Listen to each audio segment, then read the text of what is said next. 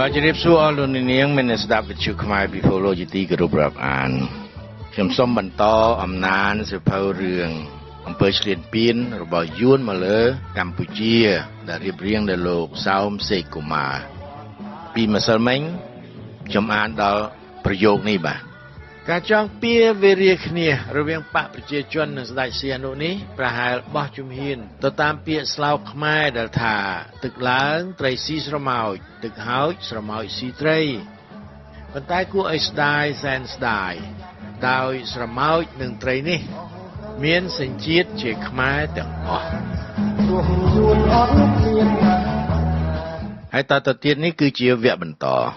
ការបោះឆ្នោតនៅឆ្នាំ1955បានកំណត់ជាការចាប់ផ្ដើមនៃបរាជ័យបន្តបន្ទាប់របស់បកប្រជាជនបដិវត្តកម្ពុជាដោយអាស្រ័យលើការចាប់ឃុំឃាំងឃាតកម្មនិងទំនាស់ផ្ទៃក្នុងសភ័យបានបោះបង់បកពួកហើយថ្នាក់ដឹកនាំដទៃទៀតបានបញ្ឈប់សកម្មភាពផ្នែកនយោបាយរបស់ខ្លួនក្នុងគណៈកម្មាធិការមជ្ឈិមបណ្ដោះអាសន្នសៀវហេងបានដើរតួសំខាន់ដើម្បីកំទេចបកដែលគាត់បានដឹកនាំចំណែកណូតញូងតាមសម្ដីរបស់ងឿងសិនហ្វាងភ័យស្លន់ស្លោហើយបោះបង់មេគាបកដើម្បីសាងជីវភាពប្រក្រតីវិញដោយសារអវត្តមានរបស់សឺងងុកមីងដូច្នេះនៅសល់តែទូសមុទ្រនិងសៅភឹមនៅឆ្នាំ1973ទស្សនាវដ្តីប្រវត្តិបកបានរំលឹកឡើងវិញថាពីឆ្នាំ1955ទៅ1959គណៈកម្មាធិការនៅតាមជនបទបានបាត់បង់កម្មាភិបាលនិងសមាជិករបស់ខ្លួនប្រហែល 90% គណៈកម្មាធិការនៅមានសកម្មភាពតែ 10% ក្នុងចលនាបដិវត្តន៍ជោគជ័យដែលជាតំណាងនៃការឈានចូលក្នុងឯករាជ្យភាពបានរួមចំណែកធ្វើឲ្យទឹកចិត្តរំភើបចំពោះបដិវត្តន៍ចុះទន់ខ្សោយដោយវិធានការនៃភេរវកម្មដែលបានត្រូវសាបព្រោះចេញជាការចាប់ខ្លួននិងឃាតកម្មតាមបញ្ជាពីរាជរដ្ឋាភិបាលប៉ុន្តែចំណុចសំខាន់នៃប្រសិទ្ធភាពក្នុងការកម្ចាត់គឺតួនាទីជាភ្នាក់ងារមុខពីររបស់សៀវហេងដែលអាចបំភ្លឺថាសកម្មភាពតាមជនបទរបស់បកប្រជាជនបដិវត្តន៍កម្ពុជាបានឈានដល់កម្រិតទន់ខ្សោយដូច្នេះនៅឆ្នាំ1959សៀវហេងបានសម្របខ្លួនដោយចេញមុខជាមួយរាជរដ្ឋាភិបាល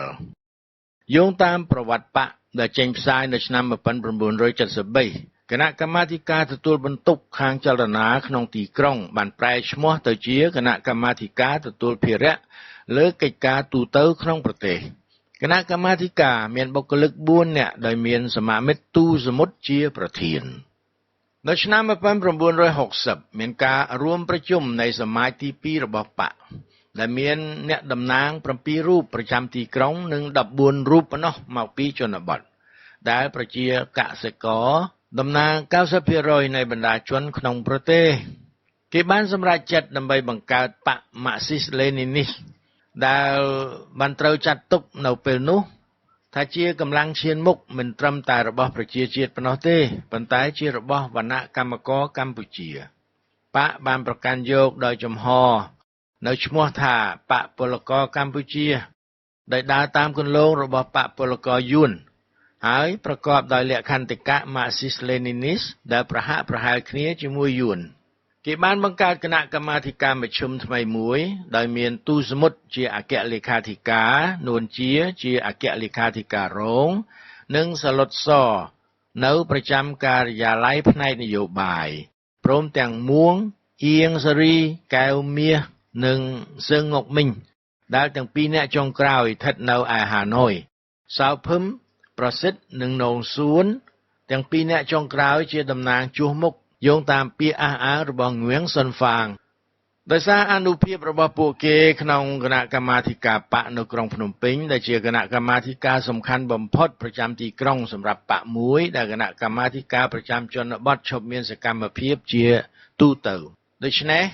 ក្រុមនិស្សិតមកពីប្រទេសបារាំងអាចដណ្ដើមយកសិទ្ធិរបស់ខ្លួននៅក្នុងបកតាមមុខតំណែងទី3ទី4និងទី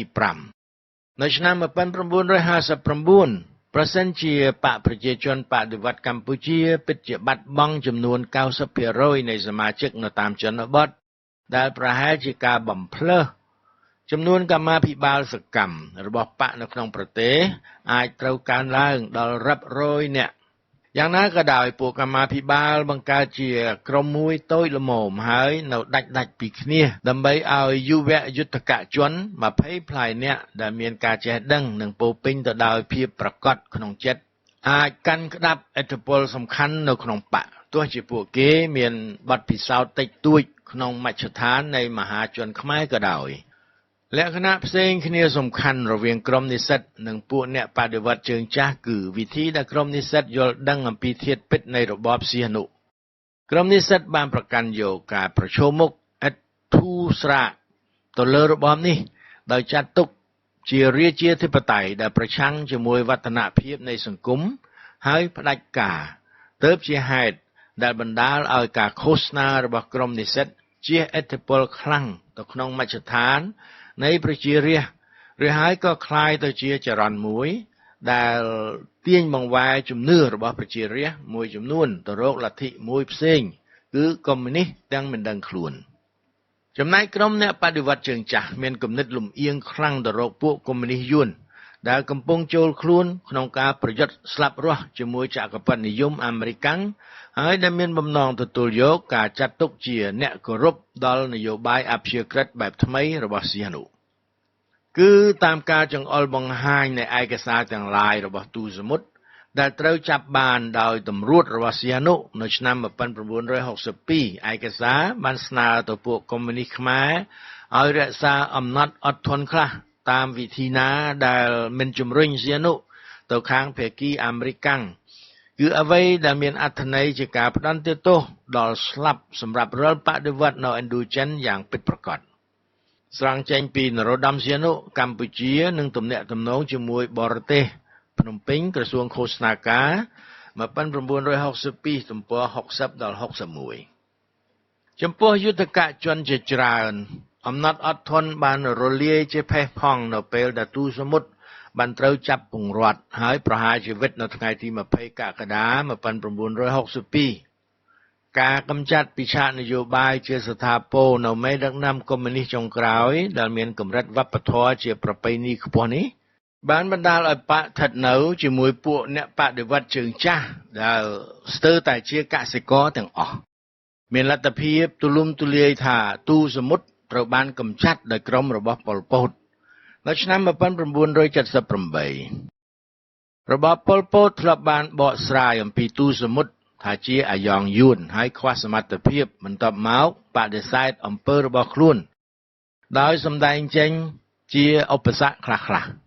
នៅឆ្នាំ1969ក្រុមស៊ើបការរបស់លន់ ណុលបានបញ្ជាក់ថាទូសមុទ្រធ្វើសកម្មភាពនៅភូមិភាគបូព៌ានៃកម្ពុជាអ្វីដែលទំនងជាបង្ហាញថានៅពេលនោះរាជរដ្ឋាភិបាលមិនបានដឹងពីមរណភាពរបស់ទូសមុទ្រទេក្រុមរបស់ប៉ុលពតពួកនិស្សិតដែលត្រឡប់មកពីបរទេសវិញបានស្ថិតក្នុងស្ថានភាពប្រសើរដើម្បីក្តោបក្តាប់បកដោយពេញដៃនៅថ្ងៃទី21កុម្ភៈ1963នាឱកាសប្រជុំជាទូទៅលើកទី3ដែលមានការប្រមូលផ្ដុំថ្នាក់ដឹកនាំរបស់បក20ផ្លាយនាក់គេបានរៀបចំការលើកទិសថ្មីប៉ុលពតបានក្លាយជាអគ្គលេខាធិការនួនជាដែលមិនបានឡើងតាមលំដាប់ឋានៈជាតំណាងជួសមុខអៀងស៊ូរីសៅភឹមនិងវ៉នវេតនៅប្រចាំការិយាល័យផ្នែកនយោបាយចំណែកមួងប្រសិទ្ធមូលសម្បត្តិមកភួងសុនសេននិងសឹងងុកមីងដែលនៅឯហាណូយនៅប្រចាំការក្នុងគណៈកម្មាធិការមជ្ឈិមក្នុងគណៈនោះក្រុមនិស្សិតពីប្រទេសបារាំងបានកាន់កាប់មុខតំណែងទី1ទី3ទី5ទី6និងទី11នេះជាពាក្យអះអាងរបស់ងឿងសុនហ្វាងក្រុមអ្នកបដិវត្តជើងចាស់របស់បកបានរក្សាត្រឹមតែតំណែងទី2ទី4ទី7ទី8ទី9ទី10និងទី12ក្រៅពីនេះទៀតសឹងងុកមីងក៏ដោយកៅមាសនិងនងសួនដែលជាប់ឃុំឃាំងត្រូវធ្លាក់ឋានៈតាមរបៀបដូចគ្នាមានអ្នកចំណូលថ្មី2នាក់ក្នុងគណៈកម្មាធិការមជ្ឈិមគឺមកអតីតចៅហ្វាយស្រុកអ៊ីស្រាអែលនៅខេត្តតាកែវនិងវ៉ូនវេតជានិស្សិតមកពីបរទេស ដែលបានក្លាយជាមន្ត្រីនៅក្រសួងគយបុគ្គលទាំងពីរដែលទទួលបន្ទុករៀងខ្លួនខាងផ្នែកយោធានិងនយោបាយតែងបានរួបរวมជាមួយក្រុមរបស់សាឡុត ស អៀង សេរីជាអ្នកទទួលខុសត្រូវក្នុងការលើកទិសផ្នែកនយោបាយដែលជ្រាលជ្រៅបំផុតនិងឃោរឃៅបំផុតពីឆ្នាំ 1975 ដល់ 1979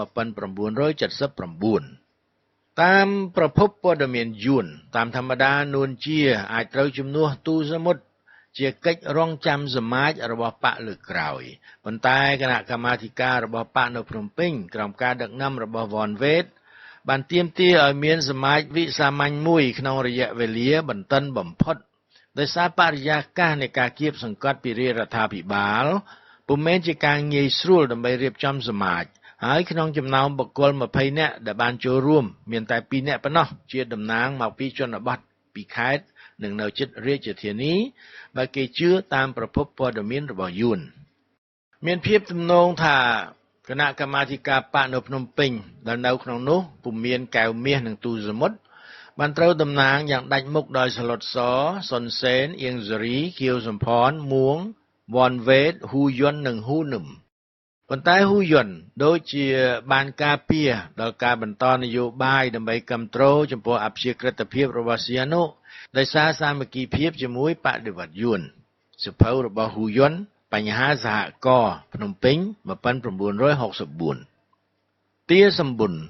ដែលប្រហែលបានចូលរួមក្នុងសមាជនេះបានរៀបរាប់នៅឆ្នាំ 1980 ថាសៅភឹមជាអតីតមេអ៊ីស្រាអែលនៅខេត្តស្វាយរៀងនិងជាគណៈបញ្ជាការនៃកងឯកភាពចល័តអាចារ្យហែមជាវជាគូប្រជែងរបស់ប៉ុល ពតសម្រាប់តំណែងអគ្គលេខាធិការបកសៅភឹមត្រូវបរាជ័យមិនមែនដោយការបោះឆ្នោតប៉ុន្តែដោយការសម្ដែងមតិគឺដោយសារការអនុវត្តនៅលទ្ធិប្រជាធិបតេយ្យបែបនេះនៅក្នុងបកហើយដែលមាគាបានត្រូវបើកចំហទៅរកការផ្លាស់ប្ដូរដ៏ធំធេងនៅក្នុងខ្សែបន្ទាត់និងធាតុពិតនៃចលនាកុម្មុយនីសខ្មែរការផ្លាស់ប្ដូរដែលបានក្លាយជាសារៈសំខាន់ផ្ដាច់ព្រិតមួយចំពោះរាស្ត្រខ្មែរក្នុងរយៈពេល 2-3 ខែបន្ទាប់សាឡុត ស